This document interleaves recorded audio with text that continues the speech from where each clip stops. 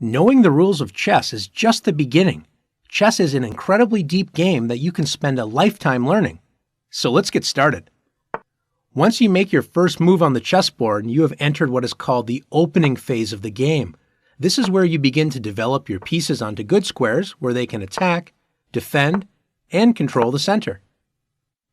Once most pieces have developed, the game enters the middle game phase, where both players are making plans, organizing their pieces, finding weaknesses, and attacking their opponent's king. Some games end right in the middle game with checkmate or resignation.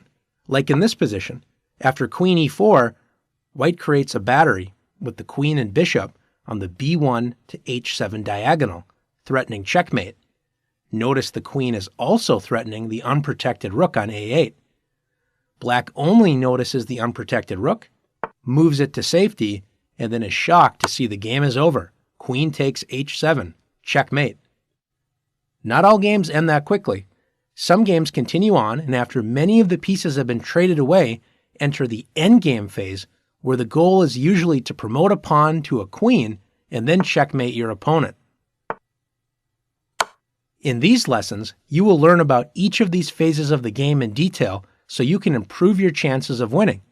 But before we get too far, it's time to talk about your first moves in the opening. There are three main goals in the opening. First is to establish control of the center. The center is the most important part of the board.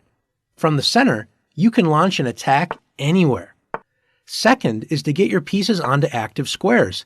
They don't have many options when they're stuck on the back rank where they start, so bringing them into the game toward the center is a good idea. Third is to get your king to safety by castling, so the king is not exposed to the dangers of the battle in the center.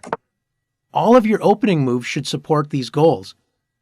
Now it's your turn to practice making great opening moves.